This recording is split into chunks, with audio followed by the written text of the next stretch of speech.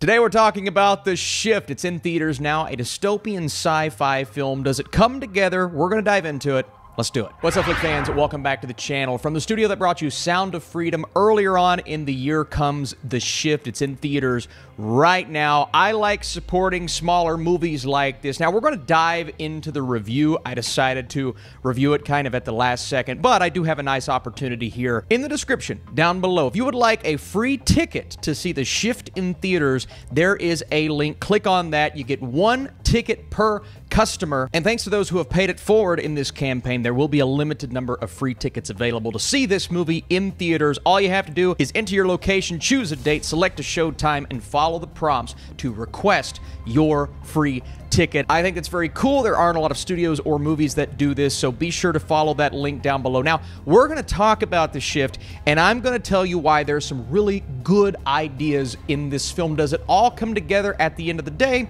Let's discuss. So after meeting a mysterious stranger, a man must escape a dystopian world to return to his wife. This is rated PG-13 for violence and thematic elements. It stars a couple of really talented actors, but the one of note here, Neal McDonough, who I think is just really powerful when he's on screen. He commands the screen in this film, and frankly, he gives one of the better commanding and villainous performances I've seen all year. You also have Sean Astin, so that's pretty cool. This is based on a 2017 short film that ran about 20 minutes. Now, that's a difficult task, to take something that's so short, expand it into a 2-hour feature-length movie, but it deals with multiple realities, so not the Marvel Cinematic Universe, it's its own thing, but multiple realities that are controlled by technologies, and our main character, he has to find the faith to push him through the evil that is very evident at the beginning of this movie. But the beginning is actually, it's really interesting, especially when you look at the character of Kevin. Now, the beginning gives us an insight into kind of what he's dealing with,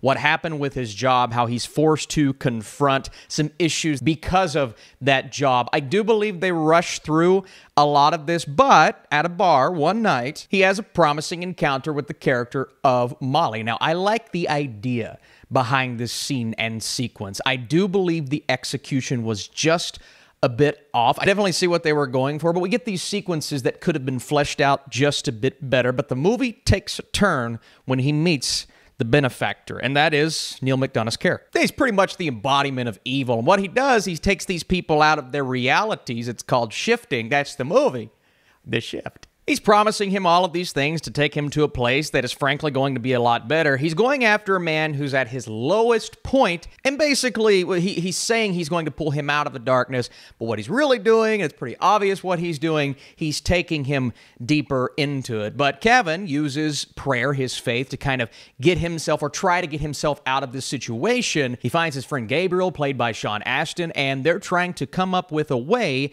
to prevent people from seeing the evil that the benefactor wants them to see, these other realities that he's taking them to. Now, all of this is definitely, playing straight, but it's also playing as a metaphor for something that is a bit more. And that's something I believe they could have been more meticulous about in the way that they executed. Here are my big thoughts on The Shift. I think it works best when it's focused on the human drama, what's driving our main character to stay away from the darkness, what's being pitched as the good.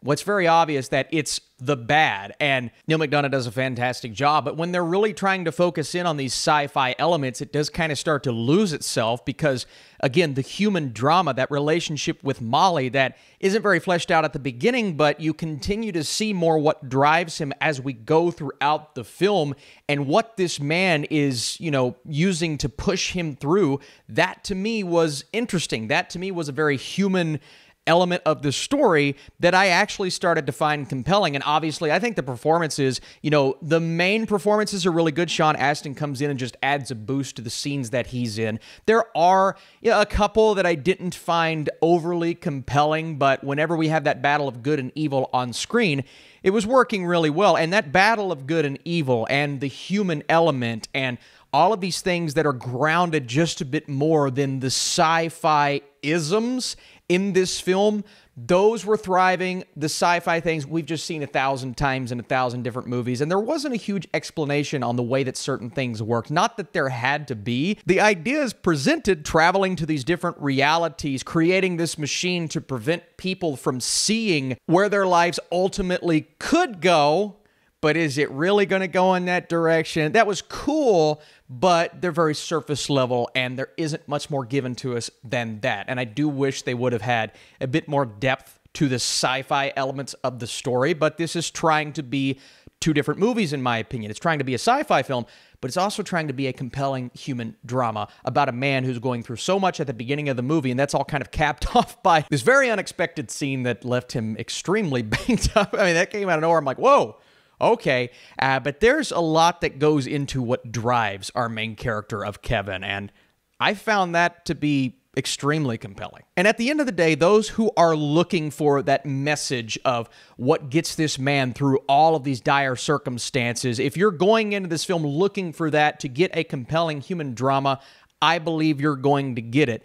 It's also surrounded by so many other genre elements and things that it's trying to do. It may not feel as cohesive as it needs to, and I personally felt as if the movie could have done without a lot of those ideas. Oh, and there's also one moment that's really tragic between Molly and Kevin that I found to be very impactful. And if the film maybe would have shifted that focus just a bit more, it could have elevated everything for me. But I need to know your thoughts about this movie. What did it get right? Did it work for you? And did the story all come together at the end of the day? Oh, and do you think Neal McDonough should be in more projects? Because I absolutely do. The Shift thrives when the focus is on Kevin's drive and what pushes him through the darkness. The sci-fi elements feel familiar, and there is too much happening at points, but the humanity is there, and I'm curious to see what you thought of The Shift this weekend. Again, I love supporting smaller projects. The link is in the description down below. Find a theater near you, and I appreciate you guys allowing me to be honest about this movie. I'll be back with another review soon, and I'll see you later.